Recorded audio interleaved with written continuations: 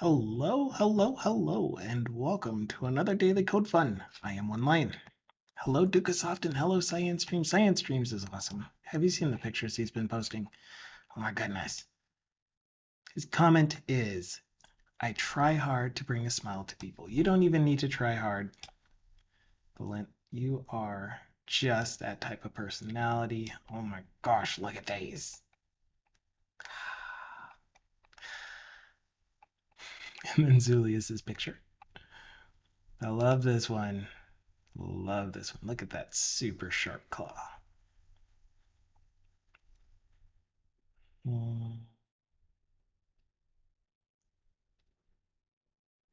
So nice. So nice. Anyway, that was just a sample. Check out our Discord to find more. Anyway, I hope you're all doing well. I am finishing up some things that I want to push in just a couple of seconds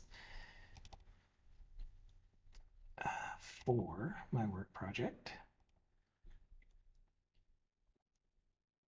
Just looking through.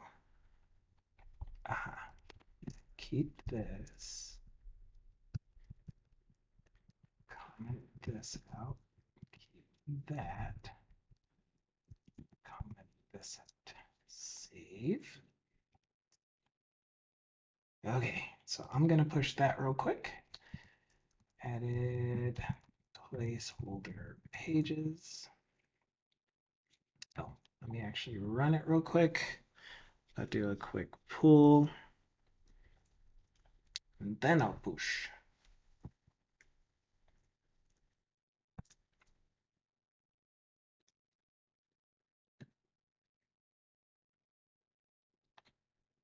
Test it out. That view. We now have clickable pages. Pretty. Yay. Yes. Go.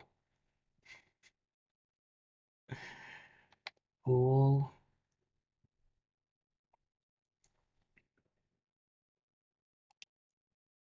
Commit.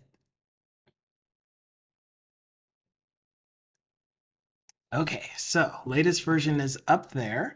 I have been in communication with one of my team members, which is really nice. It's been so much fun working with other people.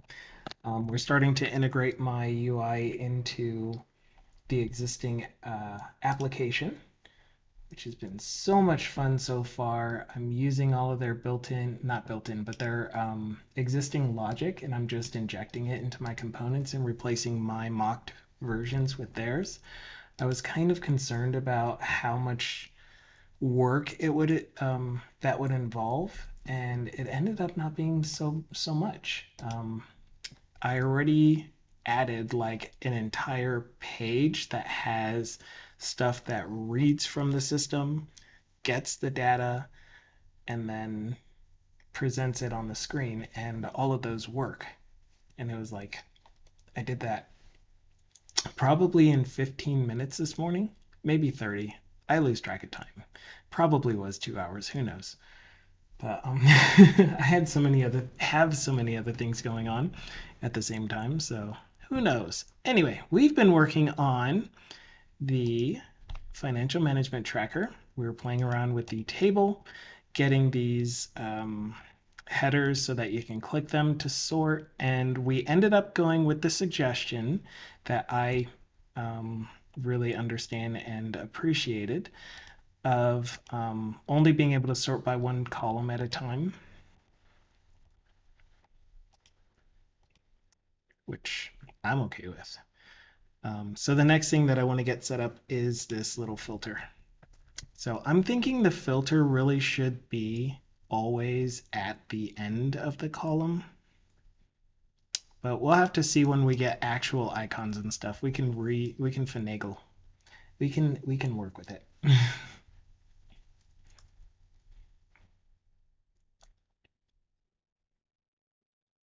So where are we? We are, that's the bot. That's financial management. Ah, here we are. Hello. Okay. So the thing that I wanted to get up next was figuring out how we're not gonna do resizing yet. We're gonna figure out how to get the filter thing to pop up because I'm not gonna add the functionality. I'm not gonna add the contents of the context menu essentially that I would like to pop up. But I just want to know if we create a div in here, will that div be allowed to spill outside of the header? And so this is going to be hidden behind a if, oh, right. We're going to make it so that we can only toggle one filter context menu at a time. I may as well, like, I don't know. Maybe we can use that. So I don't know if you guys were here, some of you, if some of you have seen when I was working at the Rocky Mountain Arsenal, the project that I was doing there with the context menu and all of that stuff, which is RMA water. On water, whoa, it's a rock. Now I have my music turned up loud enough for that to wake me up. Thank you for that, Apocalypse. I hope you're having a fantastic morning or day or whatever time it is for you. Dukasoft is dancing. He pulled out all the dancing. Okay, so the thing that I have in here is, let's say we ran a random report.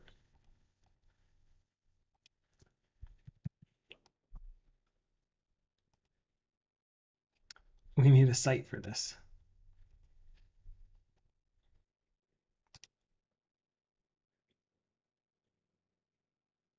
Okay, so when you right click in this application on this screen specifically, so if you right click up here, you get the normal context menu. But on this screen, you get a custom context menu. And then there's also a hover button for the context menu. But it all uses the exact same context menu itself. And it's a component that someone else created that I absolutely love. And I'm wondering if we should just use that because it's so good. It's so easy to use and so good. You pretty much give it a target. You wrap whatever you want to be when you right click on this, open the context menu where your mouse is, which is so nice. But in this case, we're going to have the context menu always. This is going to be a div now. We're going to have the context menu always be next to the filter button, or it's always going to appear at the filter button. So this is going to be span class icon. And then we're going to have the div class context menu, filter menu, context menu, filter menu.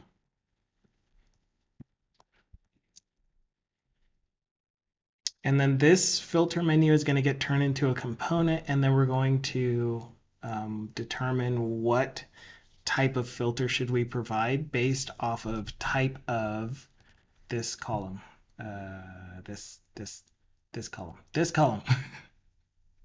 type of this column. So is it a number column? Is it a string column? Is it a date column? Yeah. So that's how we're going to decide which thing. Yuan. That sounds familiar. What it mean? What it do? It's a Chinese name. It's a Chinese actress. It's a Chinese historical figure. It's a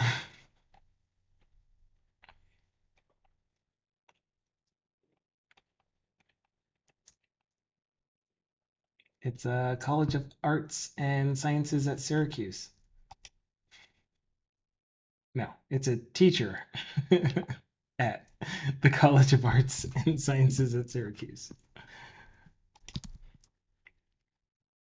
Unless that was supposed to be the thing, the thing, an emote that I just didn't see, emoji, whatever they're called, a taco. Taco is what I was thinking of. UL. Actually, you know what? This thing could be a UL. Yeah. And then each LI is my menu item, and then I could have an LI divider kind of thing. So let's just put in some fake stuff for now. So yuan is the Chinese currency, but yuan, is that actually what it's called?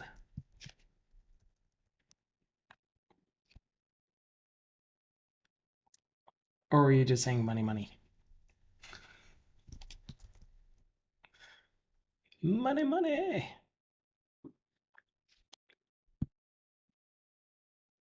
Oof, itchy. Okay, so this is going to be a menu item. Since you're 1-1, I used yuan. Got it. You were greeting me. Well, hello to you too, Coding with Scott. I hope you're having a fantastic day. Mine has been busy so far. There was a meeting this morning. I told you that I have a daily meeting for the next 2 weeks or so that I'm participating in. Explaining jokes makes it so much better. Absolutely. Um, I'm laughing now at you. No, I don't laugh at people. I don't even laugh with people. I don't laugh very often at all. Okay, but I have that standing meeting. Channel points were redeemed.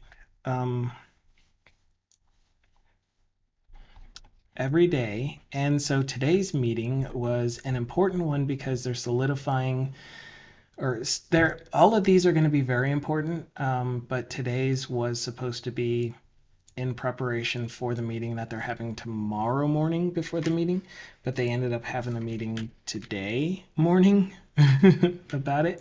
And so their meeting ran long, and I had skipped doing my normal morning routine, except for exercise. So I did my exercise at 7:30 my time, and then normally I do hygiene stuff, and then I come back to my computer and then work until, or now it's been go and go to that meeting and then come to the stream after doing some more work.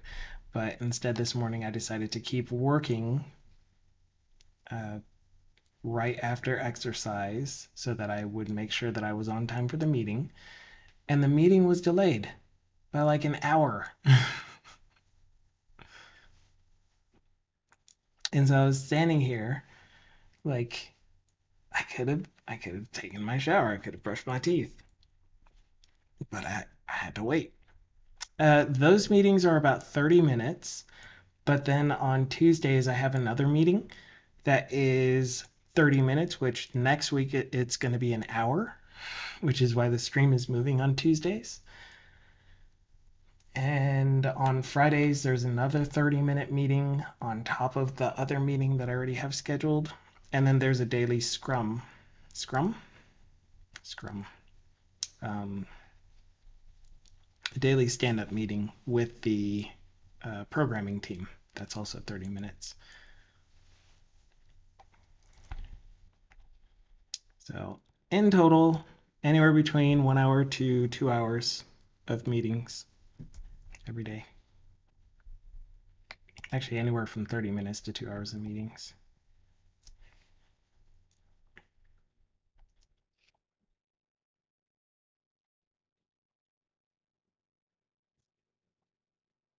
Anyway, Scott says, I used to have a daily scrum, but my doctor gave me some medication and it cleared right up. Ah.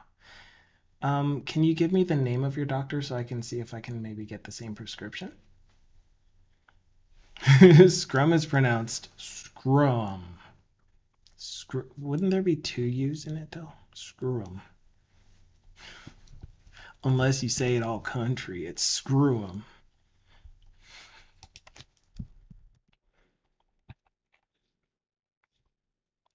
Okay. Moving on, we have one menu item, and let this menu item be sort ascending, sort descending, clear sort, and then we'll have a divider.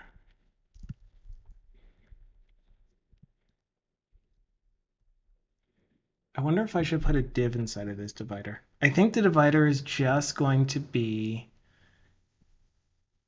yeah, the thing that I always run into with my divider is that I try to put the border on it so that it is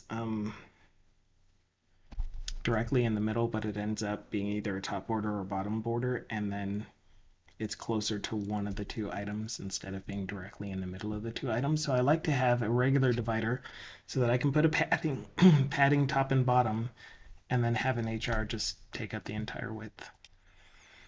Make sense? It was Dr. I Quit. What's his first name?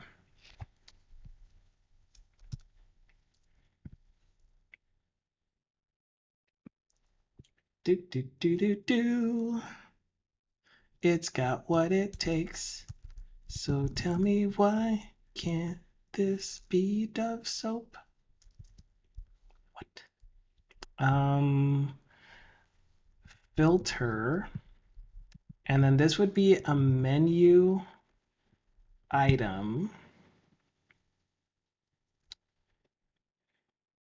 And I think we might want to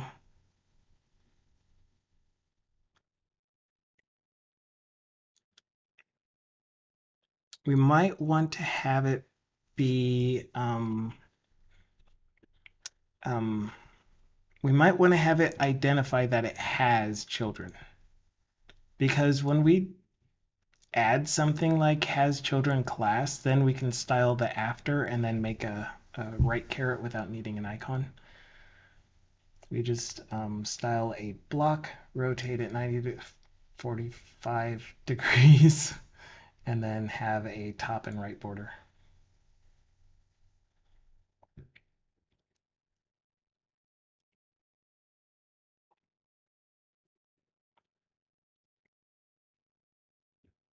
We'll think about that. For now, I'm just going to do just the menu item name and clear filter.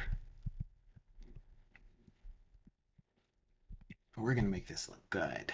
Okay, so right now that looks like, it'll make it look weird. Cool. So if we start styling this, then we should be able to target the filter button.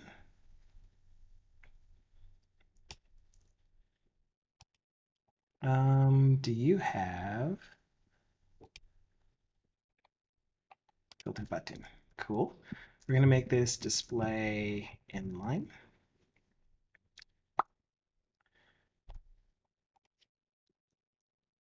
That didn't do anything.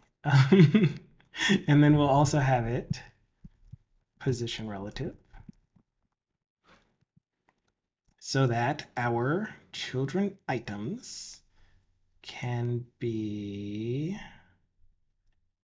our filter menu will be display. Hello, Tommy. Happy Thursday to you. Display absolute. And then we'll move it down 50% and then over 50%. Yeah.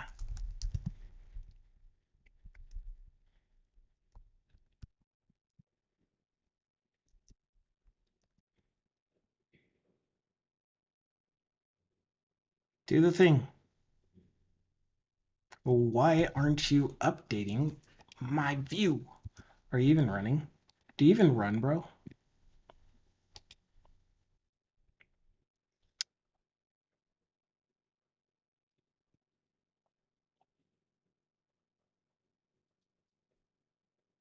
Maybe I'm not actually using the right selector. So we have our header content followed by our filter button. So header content filter button, which now has position relative, display inline, yeah. And then inside of there we have our filter menu, which is display absolute instead of, the actual thing it's supposed to be. There we go. Here we go, here we go. All right, so our filter menu, we are going to set list style none, padding 0, border 0, not border, margin.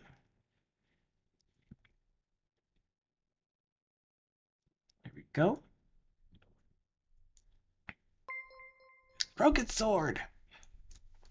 Broken Sword just renewed his subscription and it's now 15 months.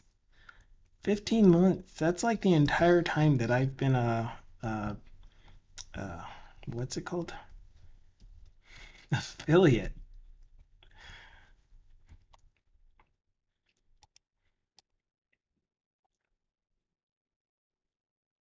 You actually just got assigned another Blazor app assignment today. Oh my gosh, that's awesome. That is so cool to hear. I absolutely love that. Do you have any details on it? Blazor's kicking at my job. He says it's kicking at my job too.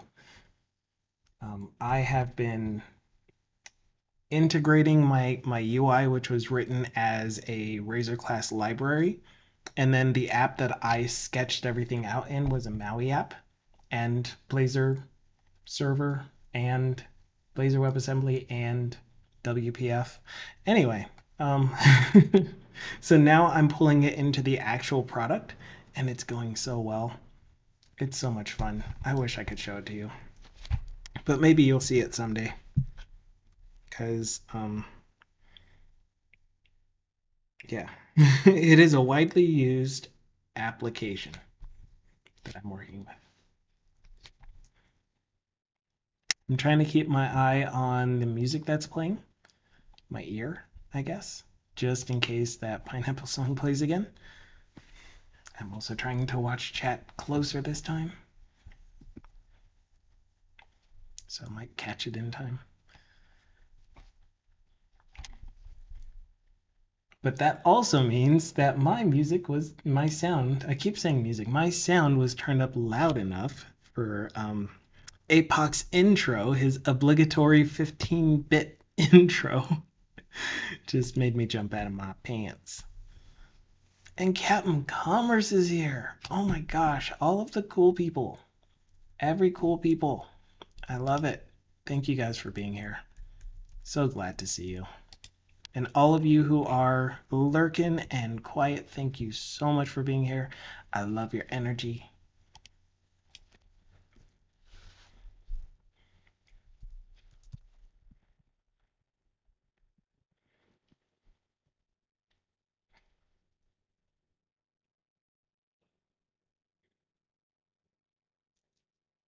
Dukasoft.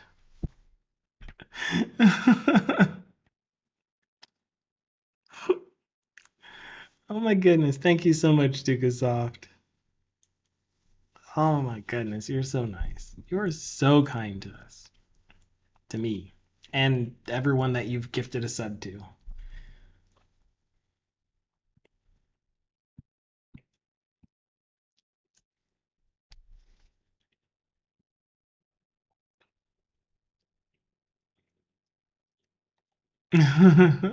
You think Dukasoft finally beat your sub gifting? I can't read.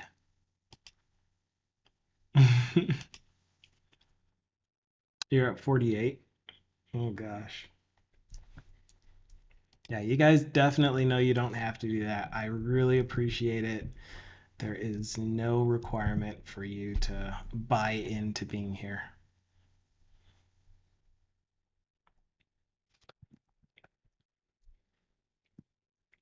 Um, primary background color. There we go. Why is everything... Oh, it inherited that, did it?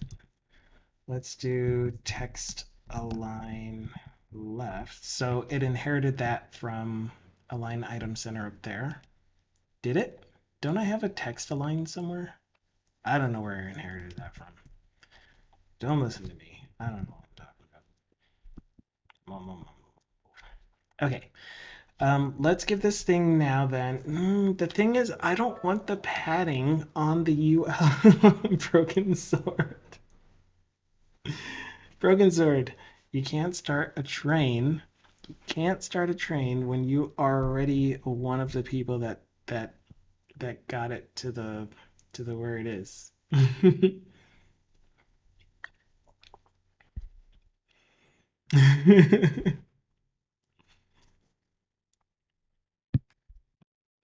You've already participated,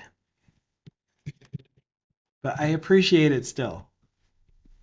Absolutely appreciate it. Although I really want to give you something more to use your bits on if you're going to be doing it.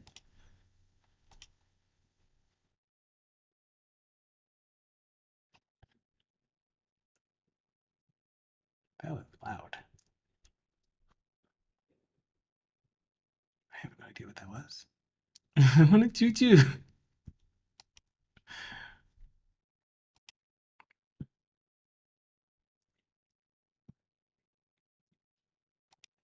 I am working on what? I am working on. I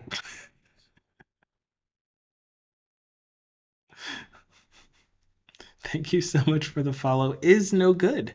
Wow.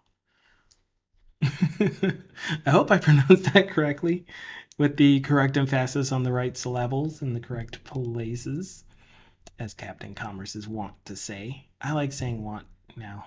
Final Fantasy has me saying a lot of weird stuff. Um, why are you so far away? Come over here.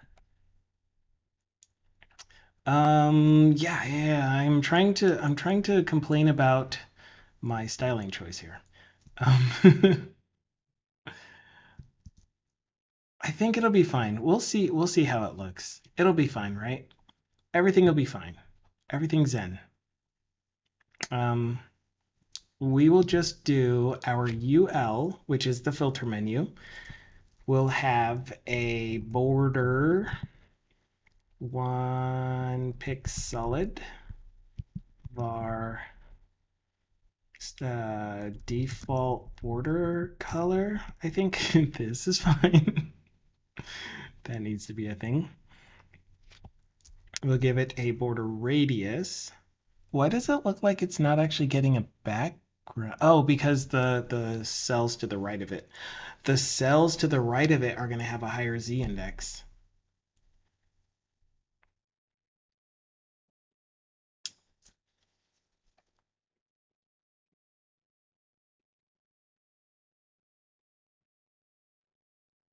We'll figure that out in a second. So it's definitely letting me overflow the header cell, which is good, but we are now going to be behind the next header cell. Ooh. But yeah, border radius is 2.4 rems, just because that's my favorite, my absolute favorite. Cool. And then each LI is going to have a padding of 0.4 top and bottom, and how about 1 left and right? Maybe that's going to be too much. That is way too much left and right. Um,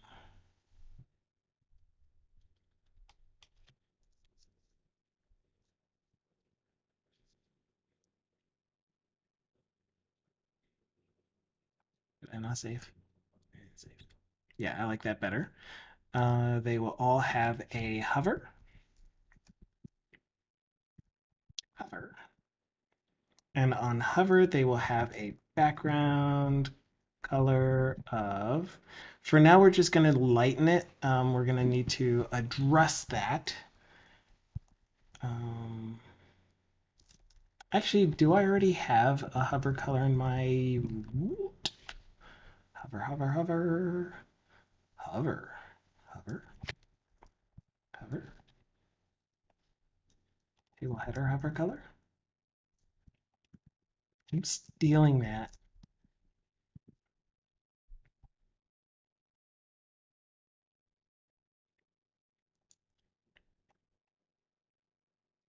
And actually, you know what would be fun?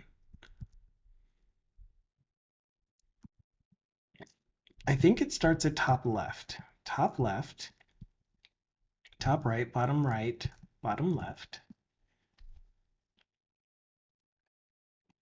Cool. And so our hover looks fine. Cool. And we also need to make sure that this is and not divider, because we don't want the divider to hover.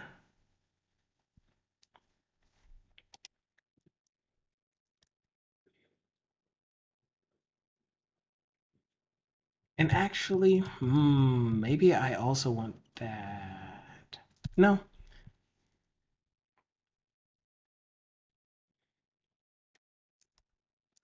We'll just style the divider separately. And divider. Oops. Because I like the padding that's on it.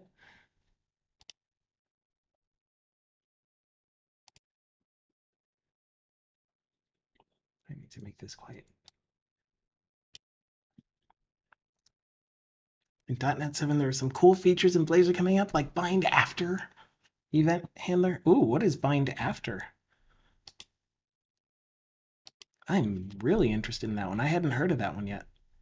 I've heard of a bunch of other ones that I can't name off the top of my head, but that one sounds like it would be interesting.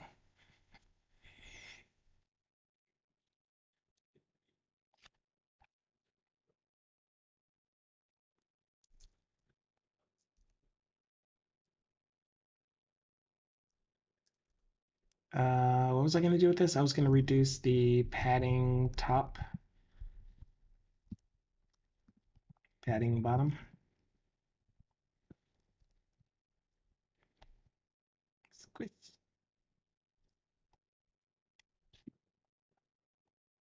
Squish. Bind after is like after on input or something, you can have another handler instead of having to perform the action in the setter property.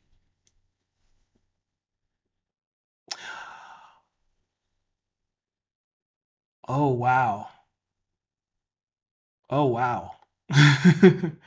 That means a lot to me. No, that is perfectly clear to me. So there are a lot of things like show. For my dialogues, when I do @bind dash show, for example, inside of my show setter is my invoke async status change kind of thing, or some other operation that needs to be asynchronous. And so bind after would most likely allow me to make an asynchronous call or asynchronous method as my callback for after it does the bind event. Oh, that's awesome. that means a lot of helpfulness for me.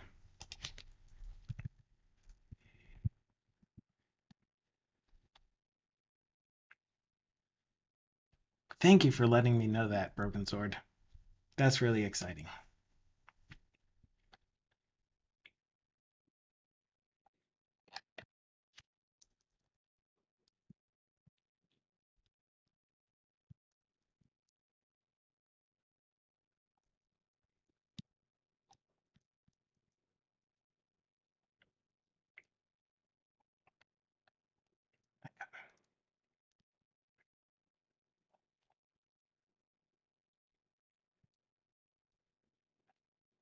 Okay, so this is on hover, going to have a background color of var, what was it called? Table hover background header. So what I'm doing with this is I am doubling the amount of background that is going to be put on the, what are you called?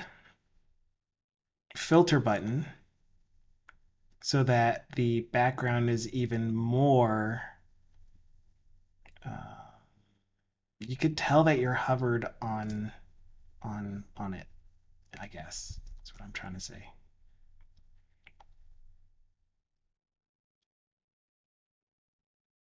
We'll find out if it's working or not.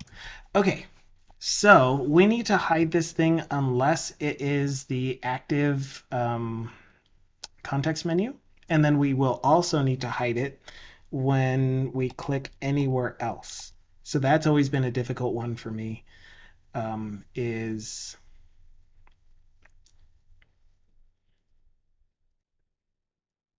clicking somewhere else. So what I think we'll do is we'll use the has focus selector to make sure that it stays visible, but I still don't know how we're going to track clicking off of it.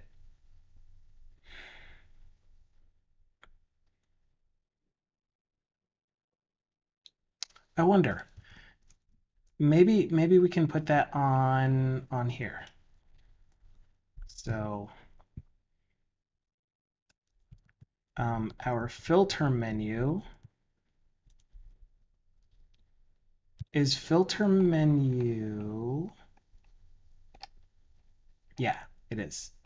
Okay, so filter menu is only this dialog. So let's do display none.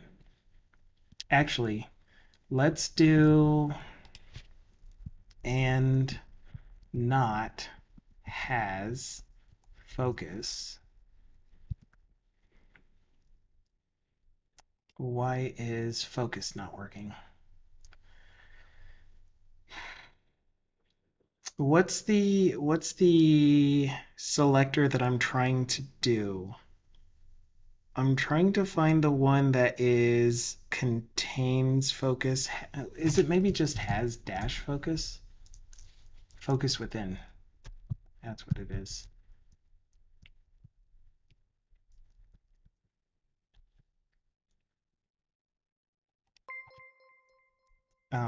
Then thank you so much for the follow, Hokage. Hokage.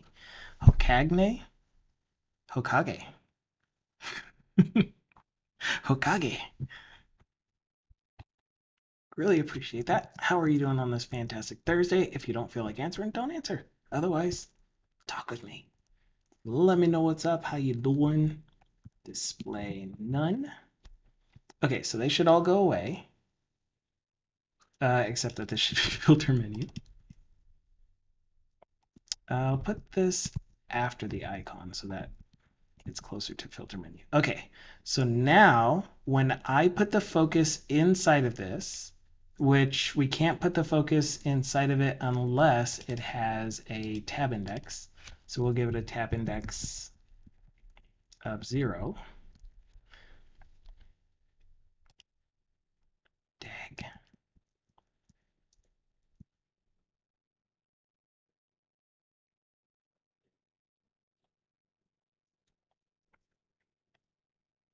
So that really should have given this thing focus within, because we put the focus on, oh, the focus is supposed to be on this thing. Got it. Tab index 0.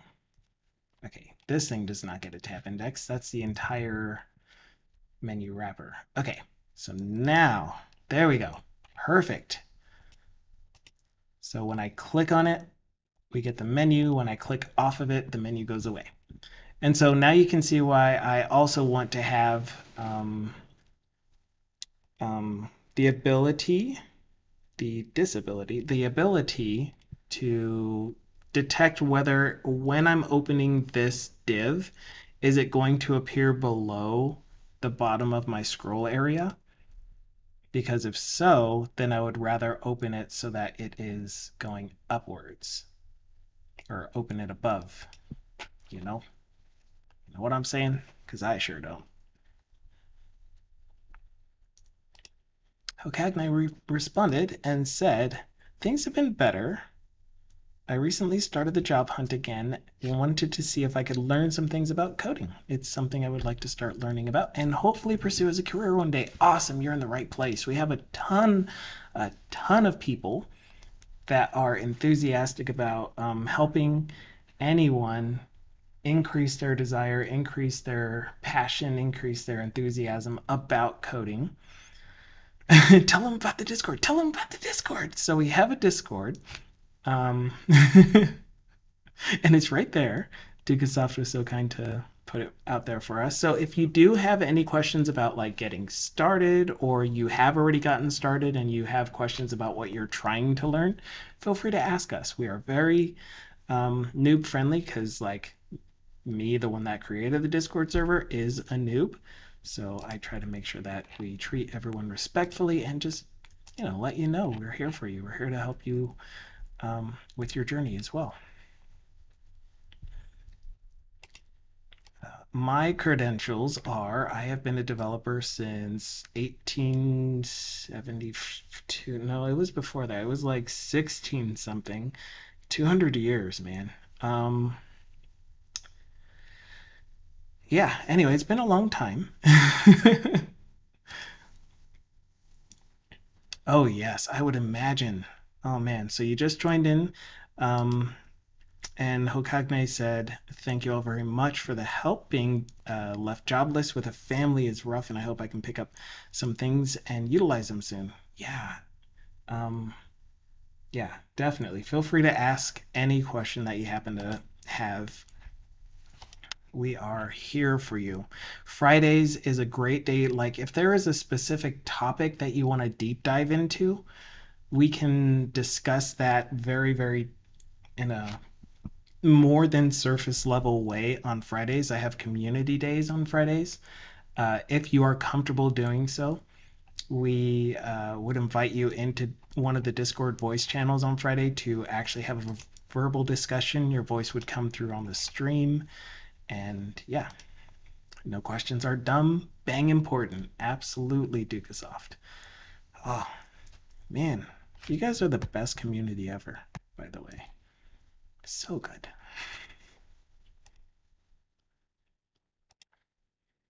You are a local IT guy at a hospital, so I know the very minimal basic understanding of computers, I would say.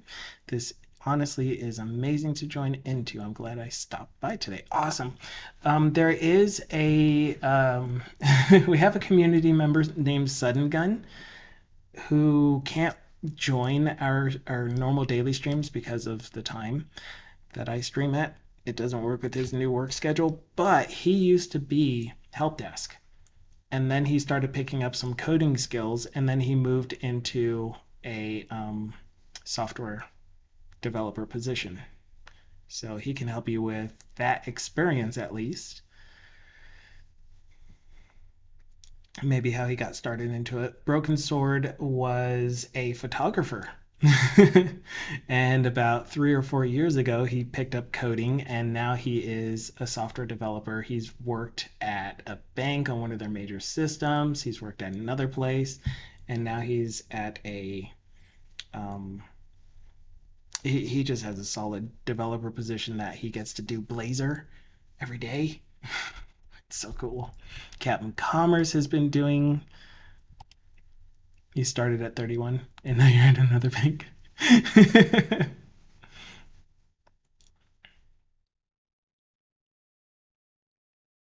That's exactly the route I would like to take. Do you mind repeating his Discord name so I could personally send him a message? I'm assuming you do this for a full-time career. I do, yes. So yeah, I would, instead of PMing him right away, I would just reach out to him in Discord on our channel, maybe in the non-code help. but he is Suddengun, Suddengun, and I think that's also his Discord name. He might not be in our Discord. Oh, he is. Is Suddengun 007, like literally two O's instead of zeros.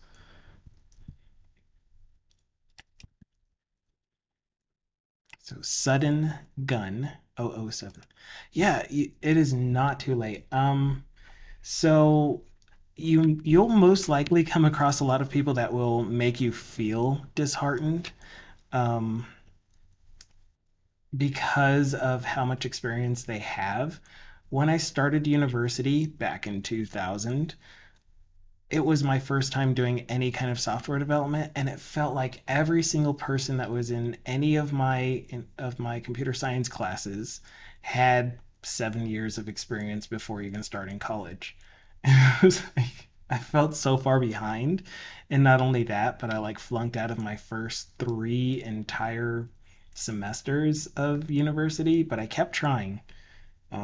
I just made some really, really poor choices. And then I was going to school extremely part time and working extremely full time. And yes, I mean extreme. I was working like 80 hours a week sometimes just so I could afford college.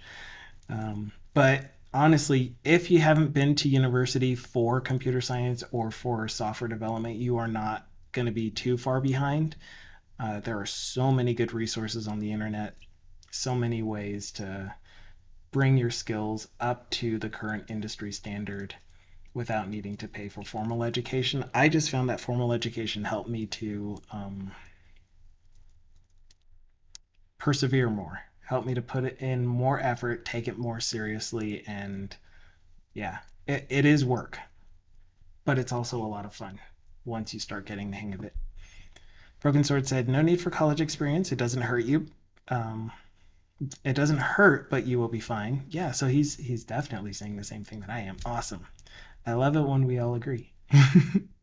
But I do also like it when you guys have different viewpoints as well, or even think that mine is just BS. Um, so I think I am so successful at landing a job and having a career because I really focused hard on .NET ecosystem, and it's heavily used here on the East Coast in enterprises and corporations, and that is like the exact domain I am in. Me too. I think what also contributed to my success is I am really good at just communicating. Yeah, you are. I got a late start on the coding portion, but I make up for that, for learning some major soft skills. Soft skills are super important as well. If you can establish that rapport, make people feel that you're empathizing with them, that is on your team, approach them in a way that is considerate, especially any senior employees that seem like they might be stuck in their ways. Um, just approaching them with good communication and soft skills, you are going to get far, especially when you show willingness to grow and learn and put in the effort and self-control and have hair going down your neck that feels like a spider. I wouldn't recommend doing that though, unless that was actually a bug. What is this? Nope, just a fuzz. That looks like a bug.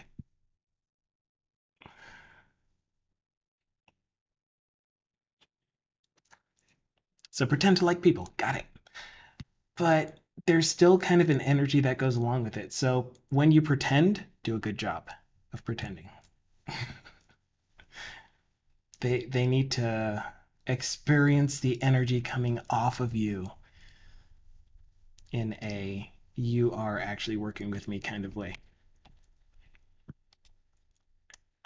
But Broken Sword also said, I've always utilized computers though. I'm just really super focused on nothing but .NET pretty much, and it paid off for me. I didn't scatter my focus. Same. So yeah, once I found out that .NET was the direction that I was heading in, I went all in. And I am pretty dumb about JavaScript frameworks and knowing the different um, mainstream JavaScript libraries and frameworks that are out there that can accomplish a lot of the same things that I can accomplish with .NET skills, but now I'm really glad I did, because with Blazor, I'm taking all of my web development skills, and for my current job, I am doing desktop development using Blazor. And not only could it be desktop development, I mean, like for my job, I'm focusing on this desktop application, but because Maui, it's also a mobile application. It's also a Mac application, an iOS application.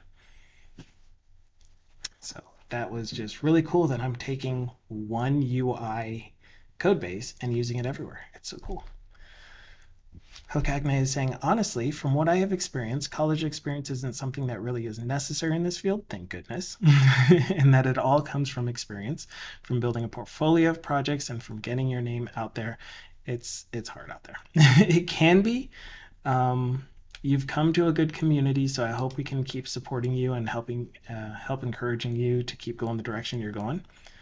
But for your portfolio, the best things to do are follow tutorials, and as you're following them, put them in GitHub repos.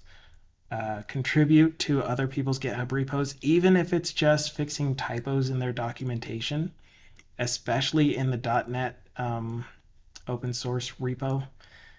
Fixing their documentation counts for a lot. But if you can contribute code, which I haven't done much of myself, but yeah, do a lot of journaling through GitHub is what I'm going to start calling it. Here is my work for something that I really, really want to get into, but I have not been able to. It's my AR journey. Is this it? Yeah, so my AR journey, I haven't touched it since 2019, but I was kind of trying to journal everything that I was learning at the time, so that I could go back and see for myself, where did I leave off? What do I already know? Because I'm not going to remember what I already know. So that when I get back to doing AR development, I could just hopefully, without much effort, get back into where I was and how to set everything up, because now I have something for myself. But now other interested in me parties would be like, it looks like you have done some stuff with the HoloLens, and we want to continue on with that, and we want to experiment and create solutions, etc. So there's that, and then there's all of the components that I've been building. Yeah, so Avidus is saying that's a great idea to use GitHub to journal. It's essentially blogging. You're blogging with your code. So the Blazor component library, showing that I know how to do documentation, showing that I can build a component library that can be piecemealed together in your app, or taking the whole thing and putting it in your app. See, like Dukasoft, I fixed some translations for C# Fritz, his clip talk. It felt scary as it was my first time using Git, but you got to start somewhere. Yeah. So hopefully encouraging words for you. And then there was further comment from Broken Sword. He said, well, I think I'm good at communicating with people that actually need the software, the customers. Yeah, that was my forte as well. The client, the user, the person that is going to be using the software. But as far as teammates, like just about everyone was my customer at the places that I used to work, because I was the only developer. I did have one junior developer that I got to work with. That switched 3 times, but still, it was a lot of fun.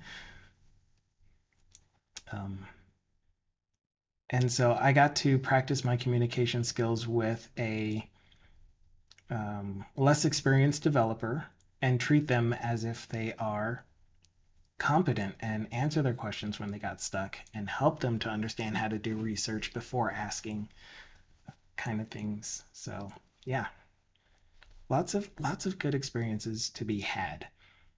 And so I didn't actually start my official software development journey until, I would say, 2014, 2017 maybe. even though I had been doing software development since about 2000 from university on up. But yeah, that's that. That's me. And everyone in chat too. Coding with Scott said, besides learning how to write syntax, be sure to learn how to be a developer. Source control, coding standards, writing code other developers can read. Oh my gosh, that one is massive. I'm reading through this code base that I'm writing the redesigned UI for. You really don't have to at me still. I'm gonna read it out. um, so I'm trying to read through it and understand how things work, but the variable names are not intuitive. The project names are not intuitive. So it's not like I can just read the code and understand where to go and get some kind of functionality that I'm looking for. So what I would expect in place of that, since I don't have good naming conventions to follow, is documentation. So XML comments written on methods and stuff. So for example, if I was in so let's say I didn't call this shared components. Let's say this was just called Finan Blazor UI helpers. And I didn't know that there would be components in here. Then I would want to do something like for all of my components here, instead of just having a code block, I would move it to code behind. And I would put an XML comment on here, a shareable card component that will render HTML markup for card given the card content. And maybe I would have some kind of example usage.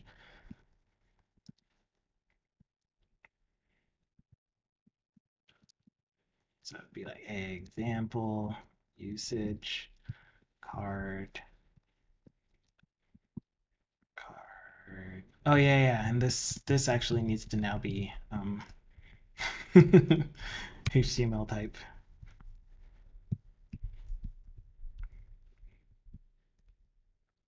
Card header. So that when I try to use this component anywhere, then we could go to, all right, let me finish this. Oops.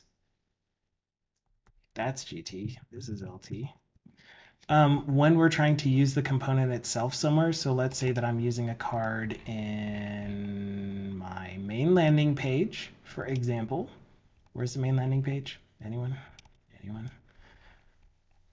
Right here. Oh, come on. I was expecting to see, oh, generate, yeah, you'd still have to set up the project. But for my components, I'd need to tell it to generate the documentation so that I could get the markup like you would get. Man, nothing has comments. Well, let me go ahead and do that then, because that's a good thing to do. We may as well. What is the property generate documentation file? That doesn't seem right. Because I can't remember everything that goes in here. All right, well, let's just see what happens when I do that. All right, while I'm waiting for that to build, I'm going to read out Broken Sword's message. It says, that's kind of like my experience now. I have a few people who help me navigate, but most of the apps I get to make are very straightforward line of business applications that just streamline processes and communication and record keeping. I love that. I also do some API work sometimes, but even them are easy. I love that. I think the hard part for me is diving into legacy APIs like WCF or SOAP. WCF and SOAP are going to be pretty foreign to me. Like, I know of them, and I know that you use SOAP with WCF. It's not like WCF requires you to, but SOAP used to be the standard that everyone used, even though it wasn't really standard from what I hear. Okay, did that actually generate for me? Come on, give me my XML code, my XML comments. Anyway, I would have that. Don't drop the soap. Um, I know you corrected the them, but I liked reading it as them. Oh, oh no. Anyway, if it was something unintuitive, then I would have XML comments on them so that you would know. Here's an easier one to do. The view model that holds deposit information. So now they get some description down here of what this thing is and what information you can get from it and how to use it. Plus having an API. That's really difficult because now API is such an overloaded term, but having API documentation that can be automatically generated when you add XML comments like this is really nice. I think Microsoft uses a different version of this that I can't think of what it looks like, but it's very JavaScripty or very C++y that I kind of don't like. But that's okay. Doesn't matter, does it? Unless this is just because it's been decompiled that it puts it like this.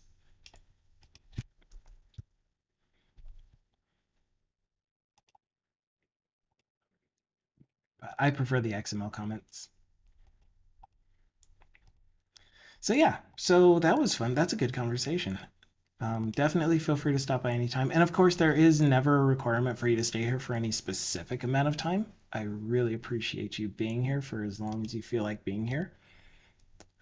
But just, I hope you never feel like you are like trapped now that you found a community and the only way for you to continue getting our support is by showing up every single day for every minute of every hour. It's a hopefully laid back place. Come and go as you please. Not that you need my permission or anything. Dukasoft is here every single day, and then he feels super duper bad when he comes in late, and he's like, "Oh my gosh, I'm so late." You know what? You know what? I think there's something you should know. That's what this song reminds me of, kind of. There's like a little bit of this piano sound that sounds like the 1975 song. I think it's 1975. I'm pretty sure it is. If only there were a YouTube channel where I could catch up on streams that I miss. But yeah, I don't know. That experience just seems weird to me. Just straight posting my YouTube videos to sorry, my streams to YouTube videos without editing, but I just don't have time to edit. I tried it and I failed at it, so I'm giving up on it for a minute, but maybe one day I'll come back to it. Dashboard.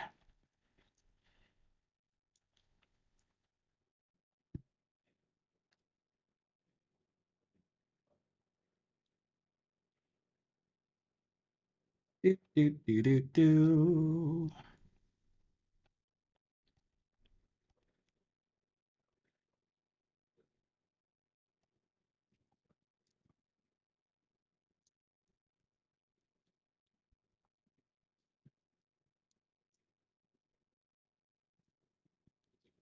Uh-huh.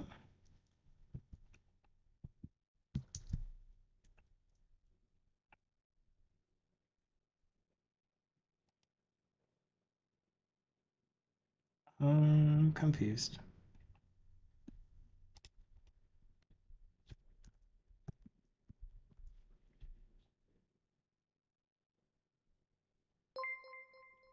What in the world?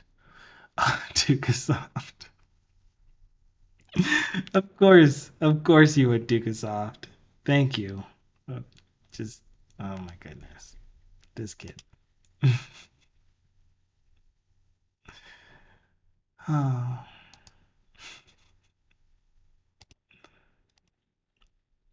you're so nice to me. I don't deserve to have friends like you. It's that button again. It just got in the way. They should make the button red. Then more people would want to click it. That's why they made the YouTube subscribe button red. Wait, no, that's not. I made that up in case any of you are wondering.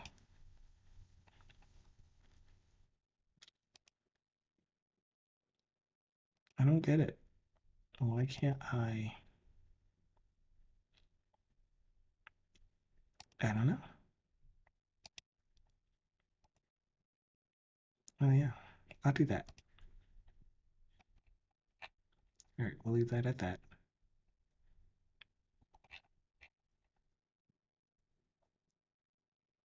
And that's so weird. Okay, anyway, I'm done distracting myself. Okay, so we are at a place where we can get the. Oh geez. Oh geez, I broke it. It was working a minute ago. Um.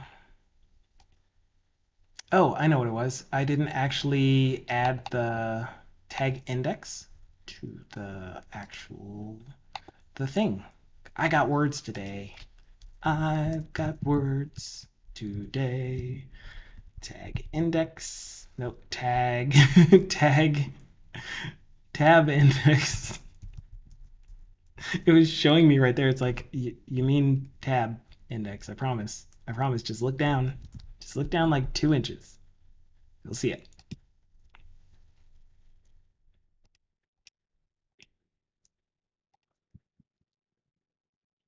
Oh, come on.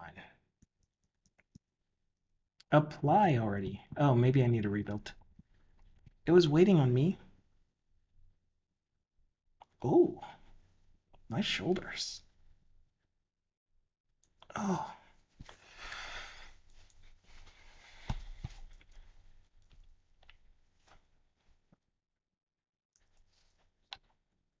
Okay. What do you say now? There we go. That's better. That's better. So now we have only one of these open at a time. Spamtastic! May as well make it so that when you hover over the divider, it changes back to cursor default. That is in SAS. SAS. You. Nope. Divider.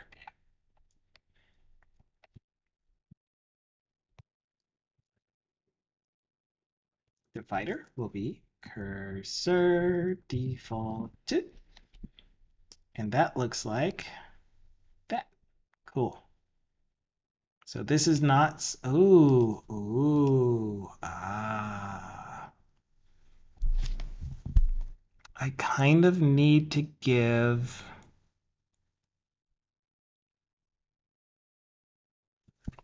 I do need to give this thing a tag index. I keep saying tag index. What is wrong with this kid? Uh,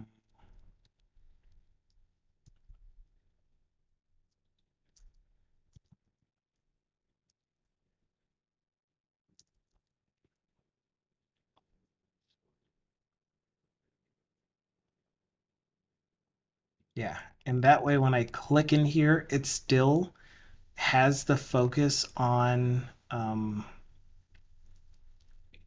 it has the focus within this context menu. Starting to fall over. My brain is wandering, so I am going to take a sip of water.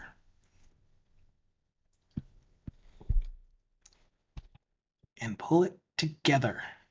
Okay, so let's get the sort ascending and sort descending to work. It's going to be the same as if I clicked on the column header to sort, except that it will always apply whichever sort I happen to click on.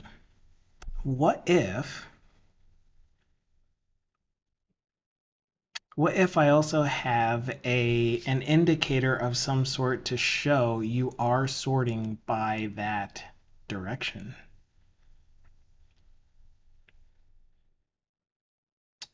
Yeah, it's almost like I would make sort ascending disabled if you are already sorted ascending. Excuse me. I got the hiccups.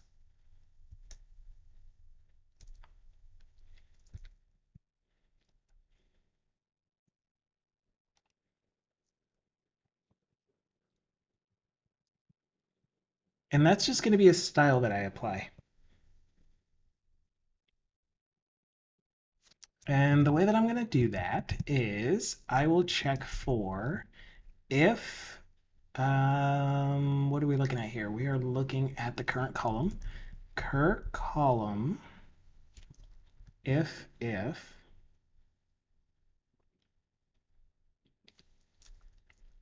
is sorted, call, and then I'll do one true, false, then sorted, else nothing. Cool. Okay, so what this is going to do for me is we're going to check at runtime if we are sorted on this column. The first one will be ascending. And just to match the way that I have it in my code behind already, we are going to do true means descending, false means ascending.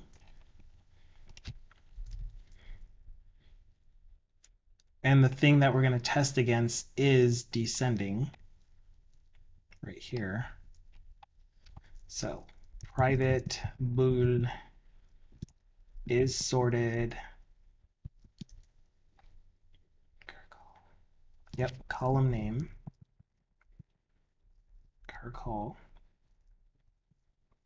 and then bool descending false true. False true was the answer. And this is simply just going to return sorted columns any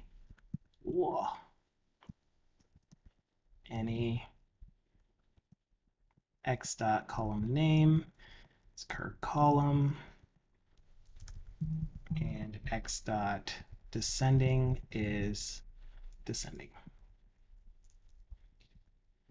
All right.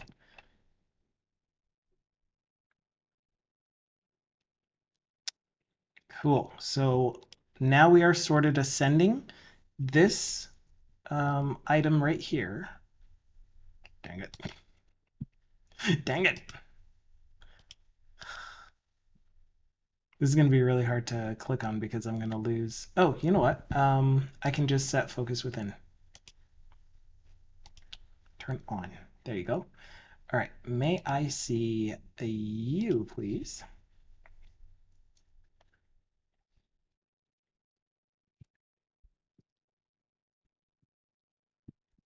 I have a chat message that I might need to respond to.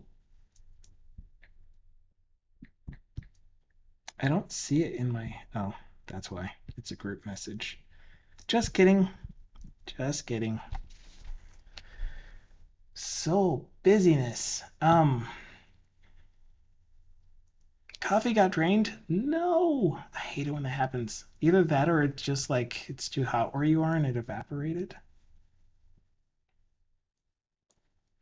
I am looking for the sort class to be added. There it goes. So sorted got added to sort ascending.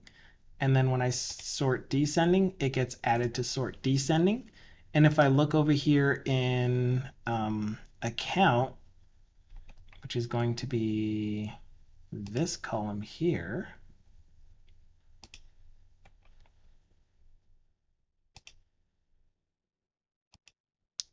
then we will not see sorted ascending or descending in it until we sort by one of those. Yay, that's working. All right, so now let's style it so that sort ascending, or when it applies the sorted class to one of those, we're going to make it look like it's disabled and then have the cursor no not allowed on it.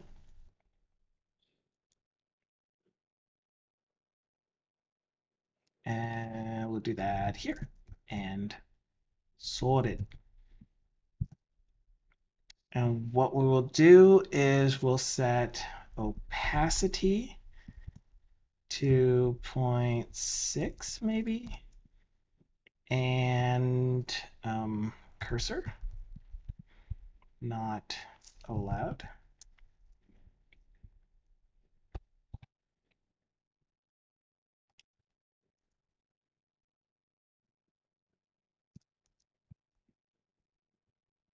And we'll also make it to where it won't give it a background when you hover on it. Perfect.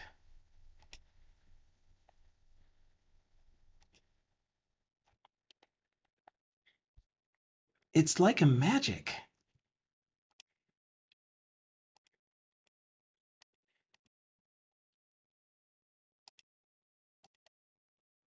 Cool. We did it. I can't believe it.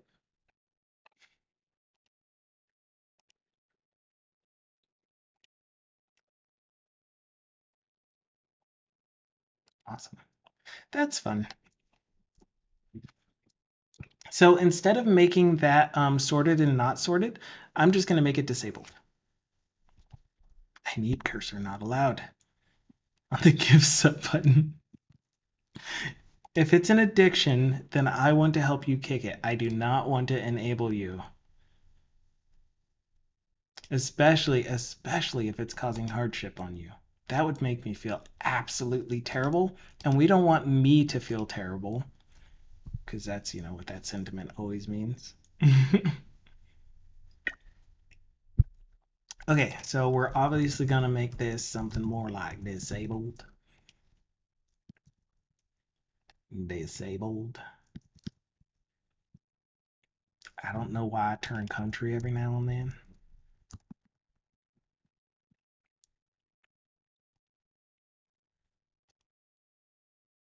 Cool. All right, so now we can get the on-click handler to work. And that is going to be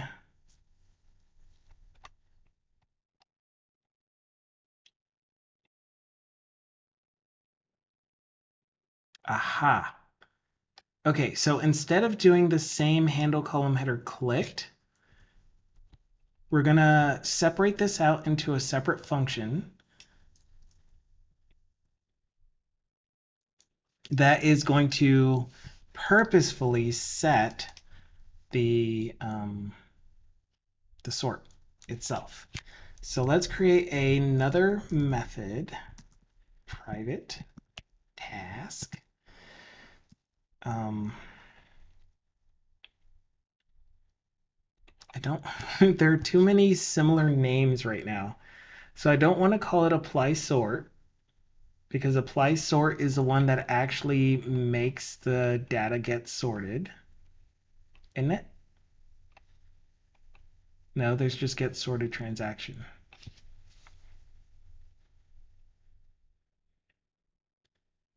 How about sort by column? And then we'll do column name, bool descending,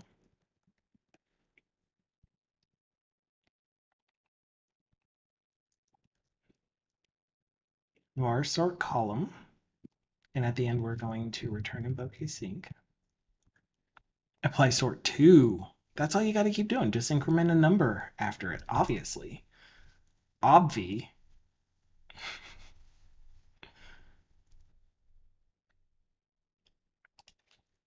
Um,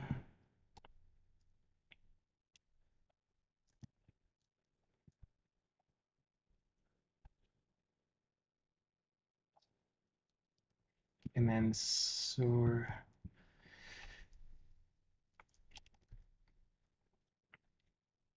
Yeah, let's do this. Sort calls equals New sort column.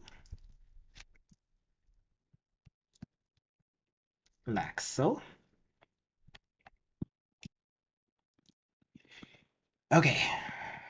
And then descending is going to be, actually, we could just do that here. And then just return invoke async state has changed. Awesome. That way down here, the only thing that we have to do is if we found sort call, then we just set descending equal to the passed in descending. And then invoke state is changed.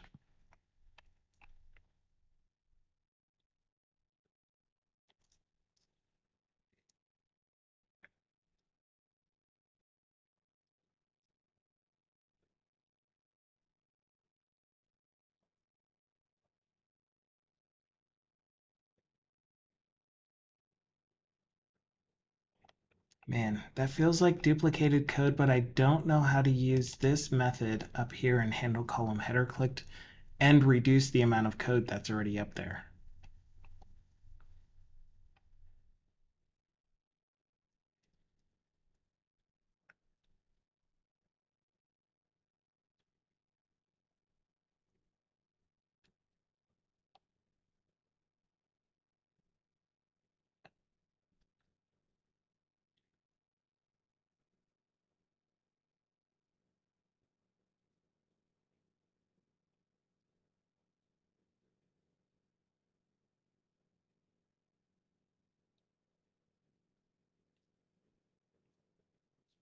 Hmm.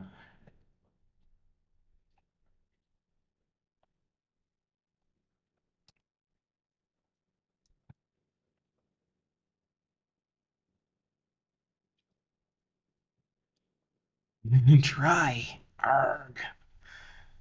It's because I drink so much water. Make everything wet. Okay. If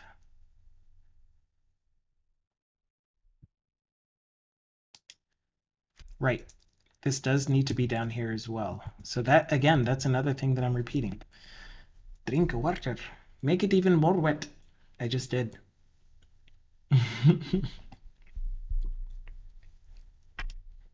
Oh, .NET 7 sneak peek. Why didn't you tell me that they were actually currently live? For 50 minutes? I missed all of it already. So the Visual Studio channel is talking .NET 7. In case any of you are interested in that, I don't want you to leave me, but I definitely want you to have the information.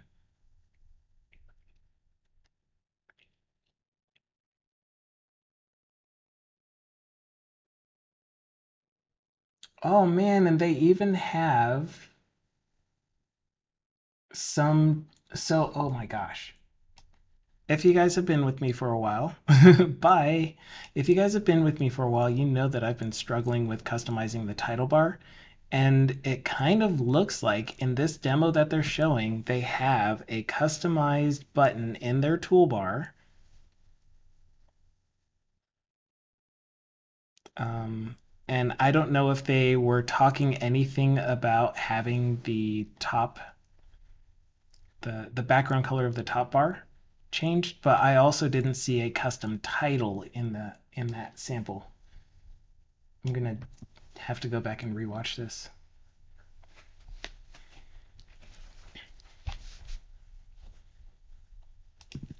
But yeah, the reason that I encourage you guys to go to the live when they are live is so you can ask questions live and hopefully get back um,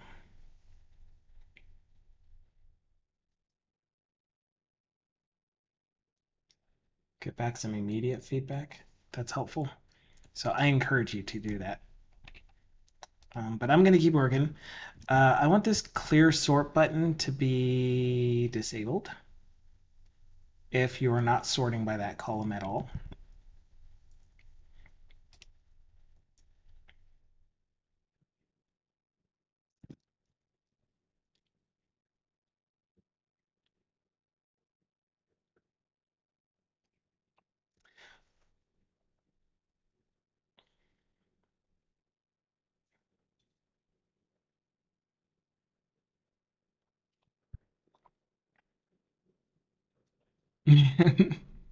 Now I really, really need to. But I can ask questions here and get even better answers. Even get better answers. I don't know about that. I mean, you'll get some entertaining answers potentially. I don't know if they're going to be better though. I think I need something more with my is sort.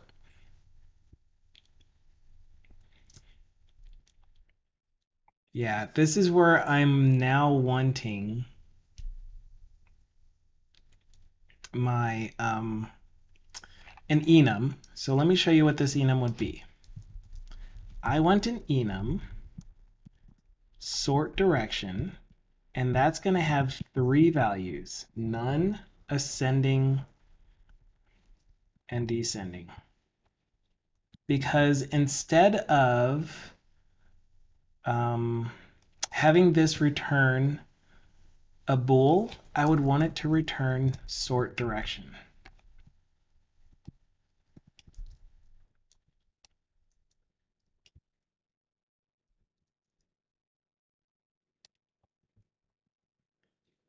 Forced?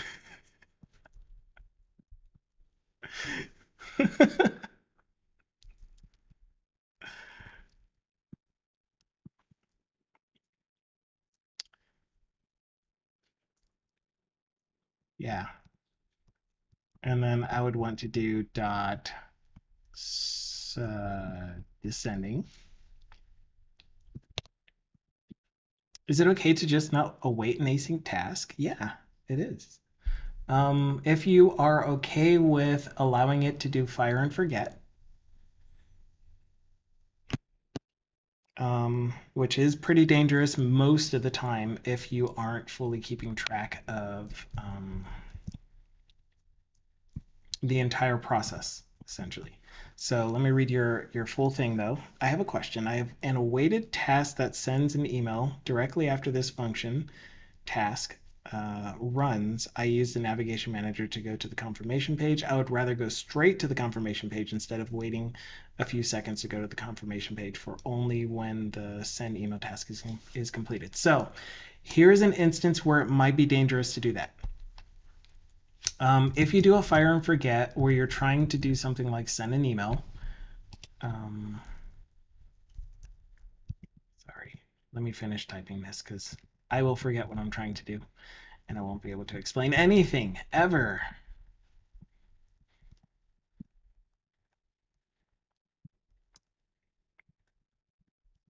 Flash.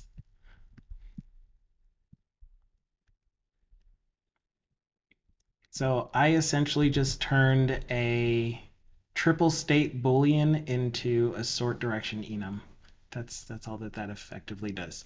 Okay, so if you have something that's like an email sender, and the logic for that is inside of the component itself. So private task send email. And then this does logic for sending the email. The danger is, oh, that's not a method. The danger is that once you leave this component could get destroyed and this task could get canceled. But if your send email task is in some object somewhere else that will be kept in memory, so let's say you have an email sender service, and that email sender service just exists either as a singleton or as scoped, but persists beyond this one component, then you could do something like task run send email.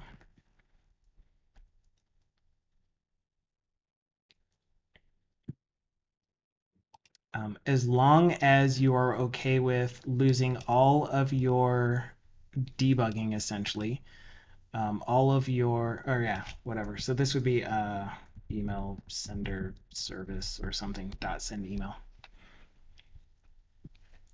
Send email.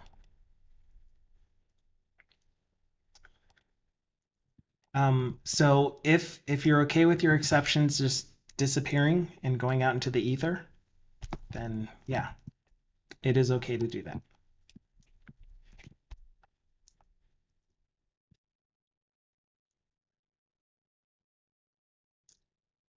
Not recommended, but okay.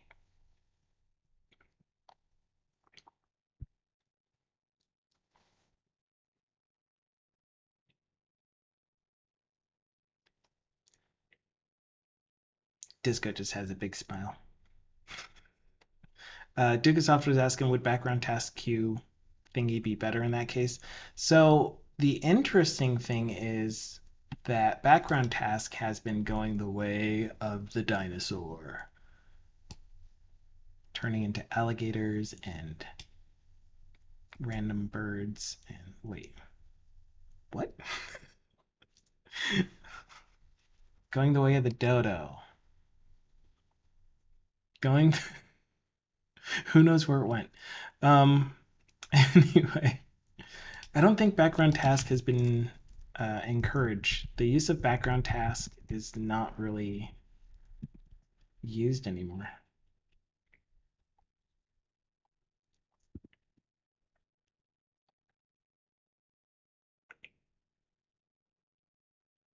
Because we have just regular tasks that you don't need to do background task anymore.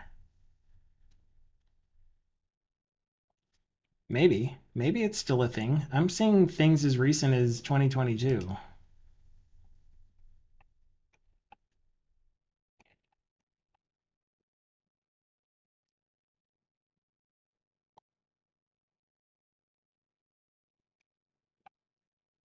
But at the same time, these aren't the actual background tasks that I think you're talking about. There is an actual event or type or something called background task. I can't remember. I can't think of it off the top of my head though. Because I'm holding on to this so that I don't forget to do this. And then I want to call it something different.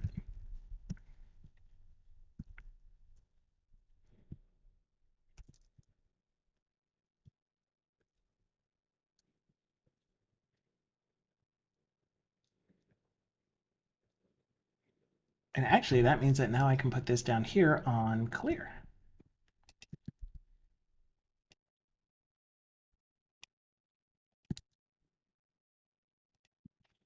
Node.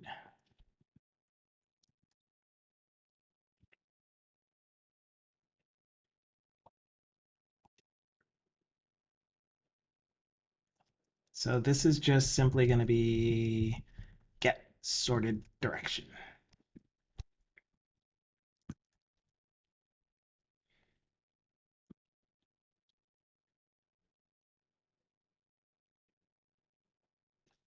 Okay, so that will look like this, where if we aren't sorting by it, then clear sort is the disabled one. We need to get the we need to get that hooked up now. So you, and you are going to be act on click equals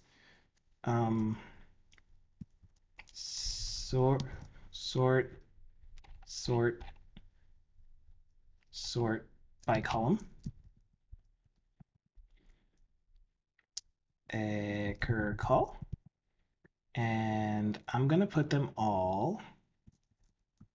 Oh, right. And this is why I wanted this, is so that I could do instead of desk, have this be sorter. There. Okay, let's just start with that real quick. Sorter dot sending. And what you might notice, by the way, in my code is that I am lazy. Excuse me, sorter. Why are you not picking up? Oh, because I'm doing this so wrong. Why didn't nobody tell me? I generally don't use quotation marks and at symbols as often as a lot of other people do because I am lazy.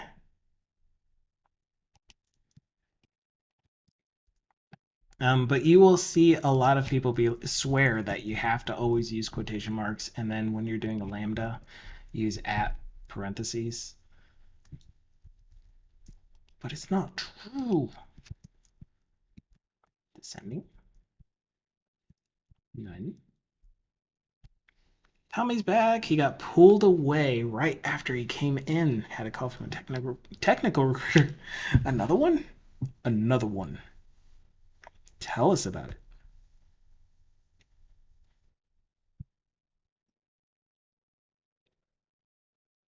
Okay. Yeah. Okay.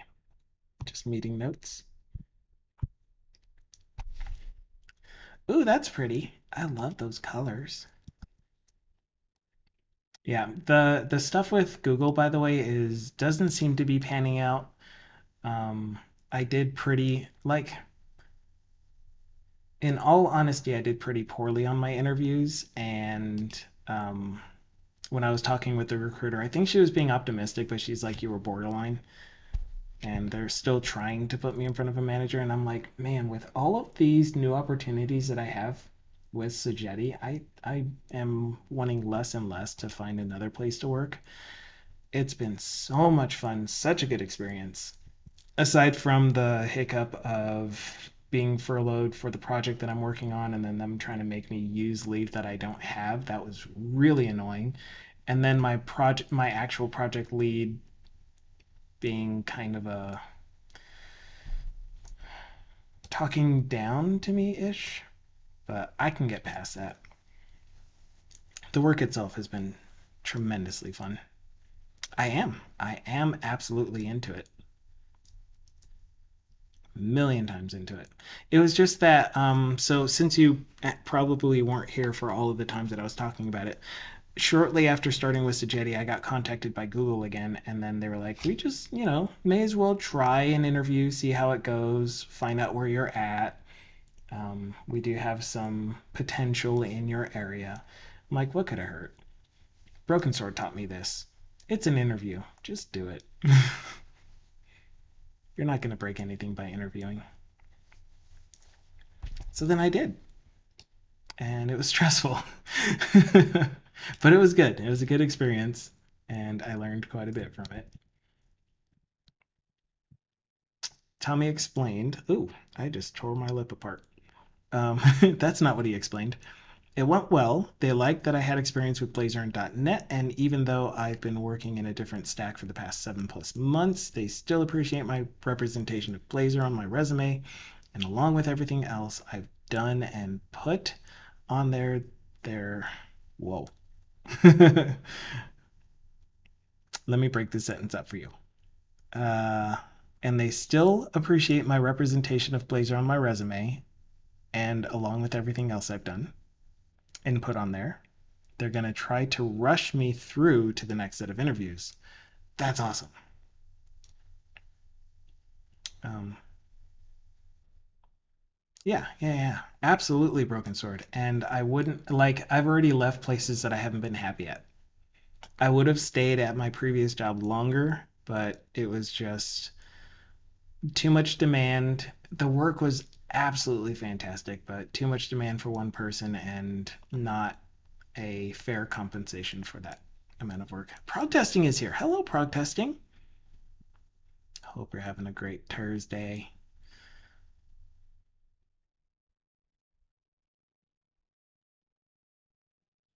There should be a comma. Ignore the commas. Don't worry about the commas. Don't use punctuation. You just type. It's fine.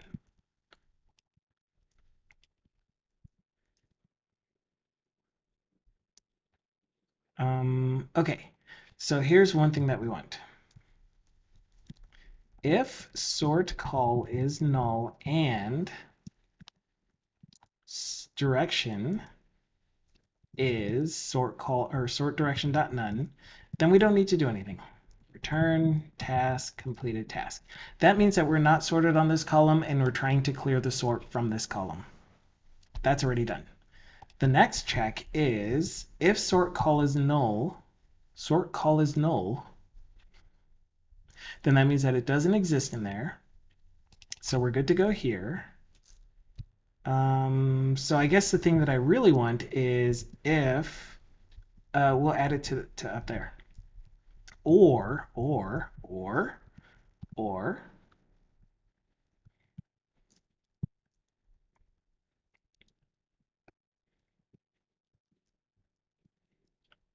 sort call dot descending.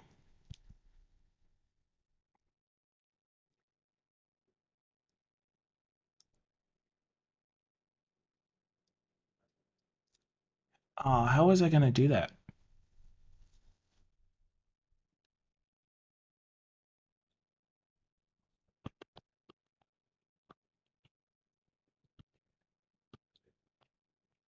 I'll have to think about that in a second. I want to answer chat. I want to answer chat. I'm having an excellent Thursday. Awesome.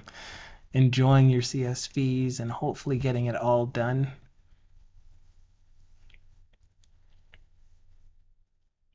Prog testing has been working with large amounts of images and URLs for scraping images and grabbing images from the interwebs.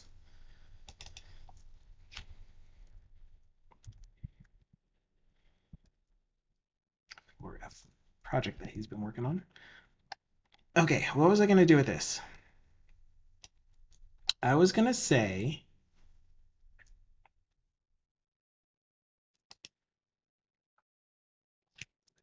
yeah, I think it would be easier if I did it sort call is not null and sort and either sort call dot descending and direction equals sort direction dot descending, or that's a lot of parentheses, man. Not sort call dot descending and dir equals sort call dot sort direction dot ascending.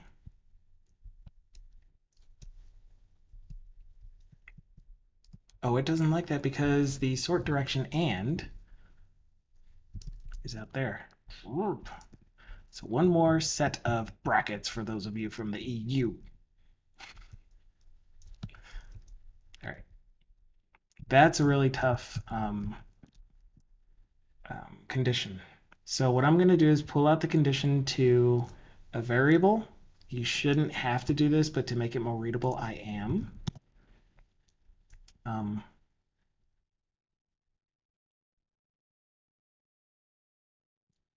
Naming things is hard, though. You got it done in OpenOffice. Awesome. So good. So good.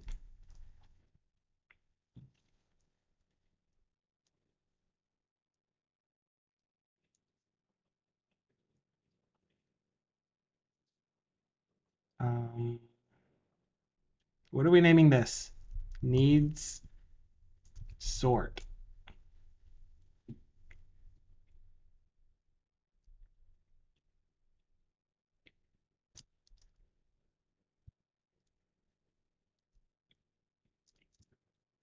Okay. And the reason I did this is so that we can see this rule a little bit clearer.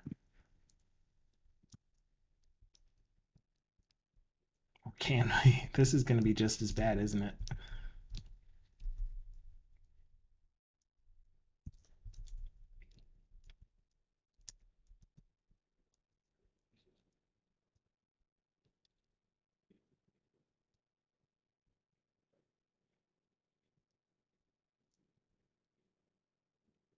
That's terrible.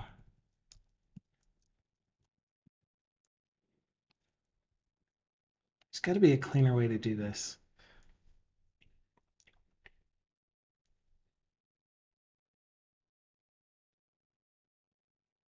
Awesome. So you finished the spreadsheet part of it, and now you're doing the code to automate the process of setting the prices accordingly. Super cool. I want to make this look better.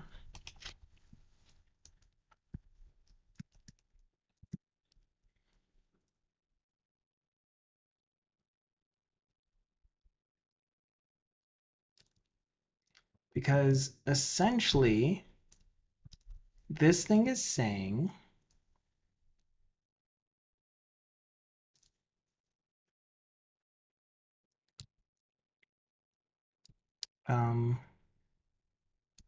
right.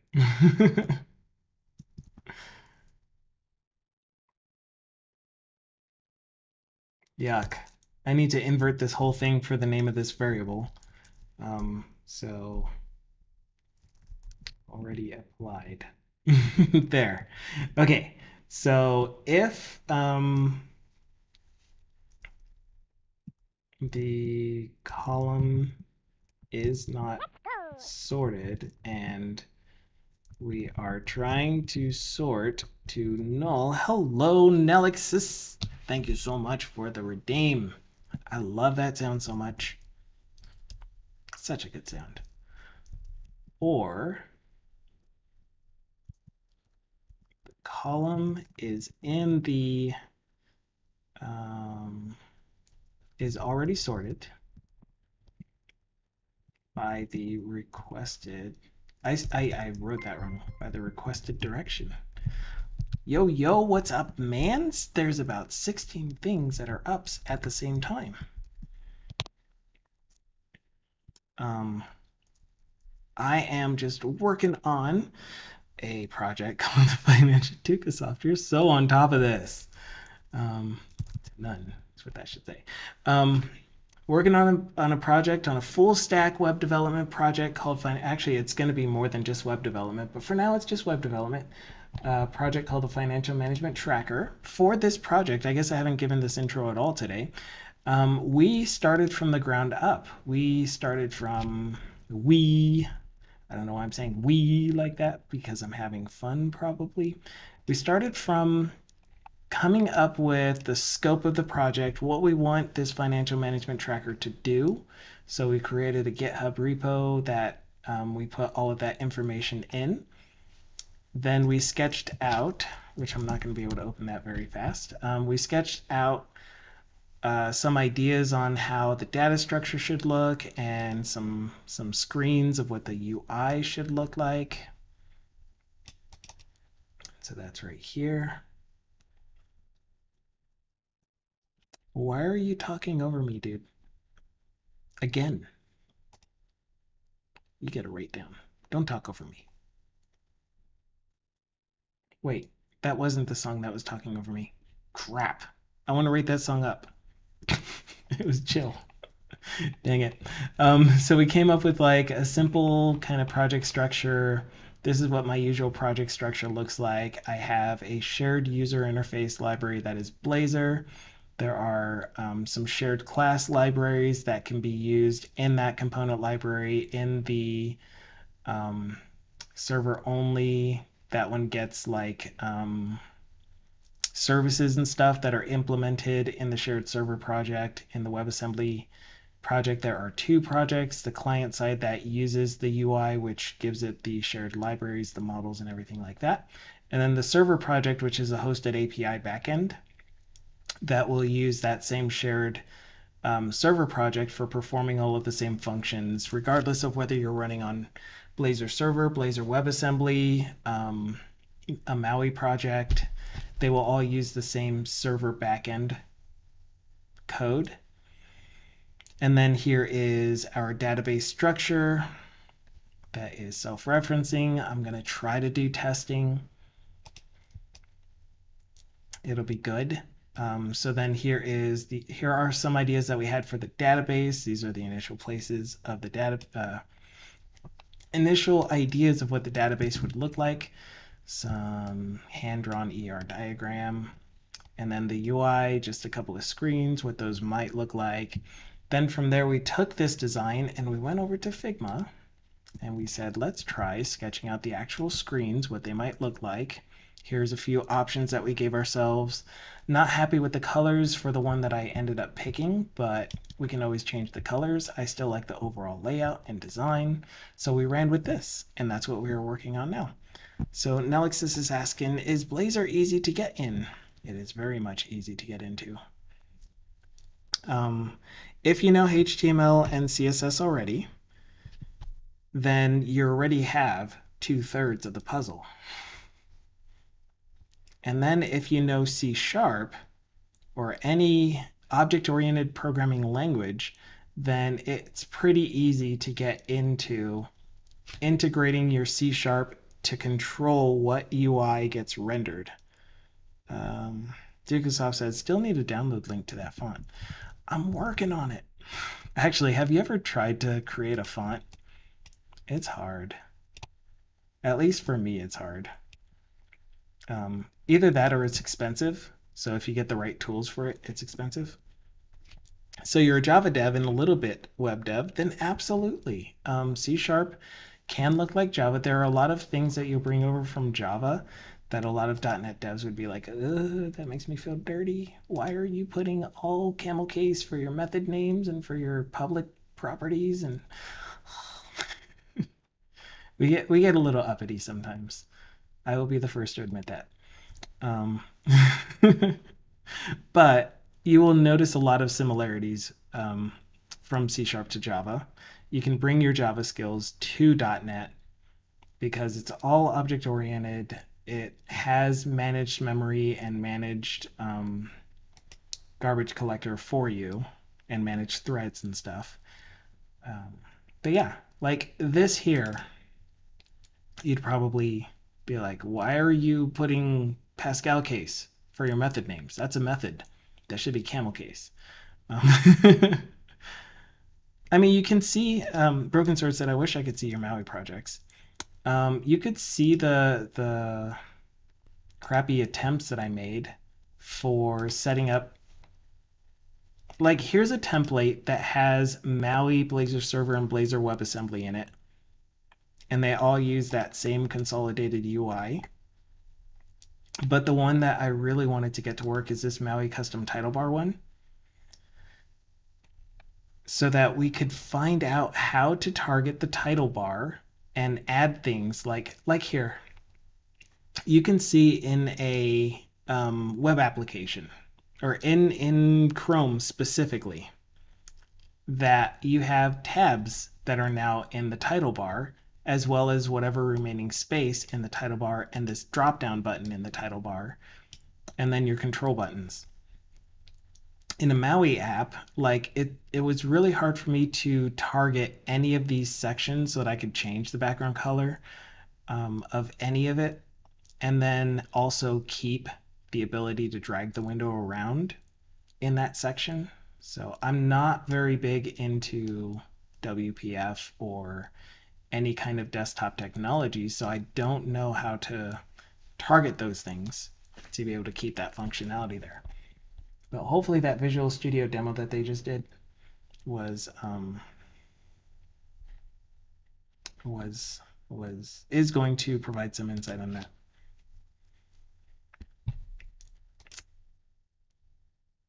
But yeah, it's not that it's top secret, it's company confidential. Broken Sword.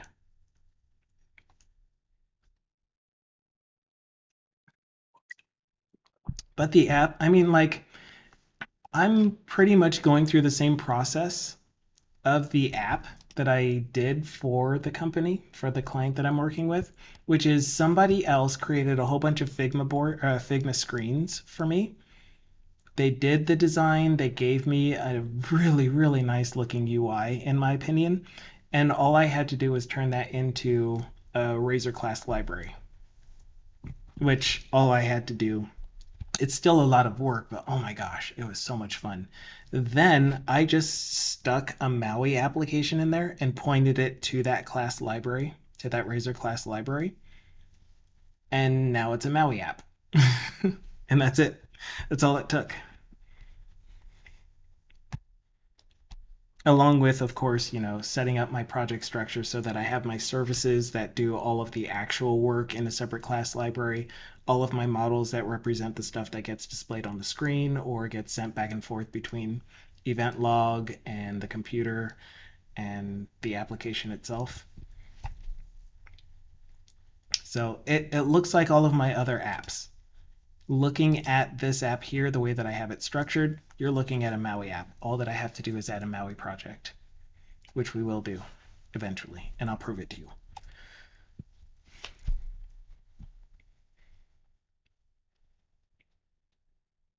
I wonder if I should it's this parentheses here. Dang it. Yeah, I really don't like that I can't make this look cleaner, but that's okay. It should work. So now I have my button hooked up. So if I click on sort by column, then we should see it actually apply the sort now. Do we think it's going to work? Anyone? Anyone? Anyway. Are you able to cease thinking on command? Maybe. I tried yesterday and it didn't work out yesterday, but maybe today. But you have to command me to do it. Otherwise I won't be able to. Ascending. Awesome, that worked. I can't click ascending again. Descending. That one worked. Clear. Oh, clear. Set it to none. Right. I command thee to Blazor. I can do that. I can do that prog testing. Oh yeah, I might not be in the voice channel today after the stream. So what I usually do is hop into the community voice channel in Discord. You fix the kit. Soft. Did you actually make it to where if you hover over it, it gives you the cursor none or not allowed? That's hilarious. Sorry, I just saw a message from Dukasoft. It is hilarious. He fixed his gift sub button. Yeah. I wish he captured your cursor though. It's now red, which means don't push the right button. Don't push the right button. I don't know what I was saying now. The none. Something about none. None is broken. Let's fix none. Sort by call none. So if we made it this far, then sort by call is either null and direction is not none, or it is null. Sorry. Sort call is either not null and direction is sort any of them, or sort call is not. Let me say it this way. If we made it here, either sort call is null and direction is not none, or any of the other combinations of sort call being null and sort direction being one of the sort directions that it isn't already. So if sort call is null, then we do this. Else, we need to check to see if direction is none.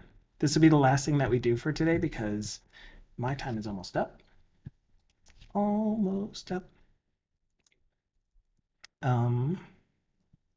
Then we know that sort call is not null and sort direction is none, which means we need to remove sort calls, the current column that we found in our list of sort columns, from our list of sorted columns, and then return invoke async state that has a change.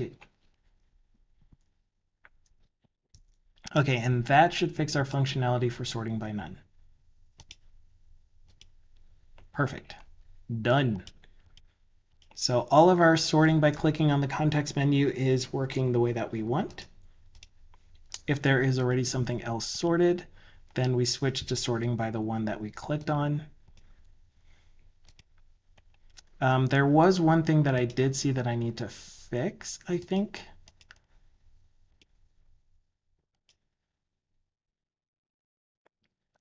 And I don't know that I'm going to be able to get to that point. Maybe. There was like a, oh. Anyway, the point is that I want this thing to not allow the click to propagate through. So I'm going to go ahead and do that anyway in case we do move the context menu around not in case we do, we are going to get it moved so that if it's going to spill off, instead it'll open up. If it's going to spill off to the right, it'll open to the left, kind of thing. Um, so there's a quick and easy way to do that, which is for that context menu, context menu, oh, the context menu is inside of the filter button, so it's going to stop propagation anyway. So never mind, I don't need to.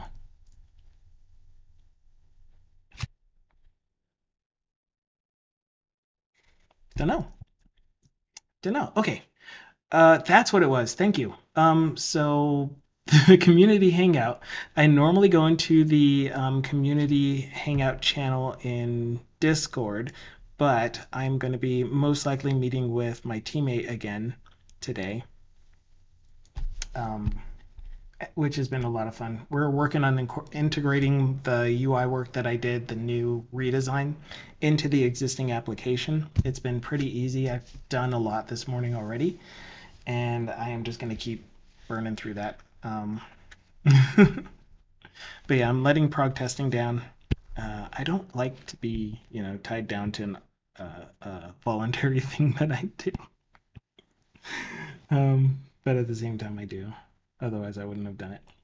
But I will go eat. I'll respond to this email, and if he doesn't contact me back and say we're gonna meet up, then I'll be inside of the community voice channel hangout unless and until he lets me know. Bring the team into the community hangout. That would be cool. But we're talking actual stuff that we can't say in there. But yeah, that's gonna be it for me for now.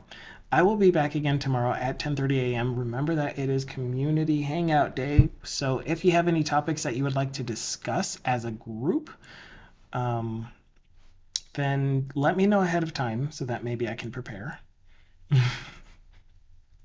I have I just I haven't been spending any time outside of the stream on stream related things because I'm trying to get that certification done so that I can put it in my record so that I don't get in trouble for not getting a certification this quarter, kind of thing. Um, I've been working on this project. I've been working on a team that is trying to win a contract, and I will hopefully be invited to join the team that will be doing pretty much research and development into the metaverse, into augmented reality. Uh, if you want to know more about that, come back tomorrow and we'll talk about it. All right. Other than that, I will see you guys the next time I see you, the next time you happen to be here. So hopefully it'll be tomorrow. If not, please enjoy the rest of your weekend because I don't stream on the weekends. But yeah, that's it for me for now. I'll talk with you guys on the laters. Ciao. Cheers. Shalom. Running away now.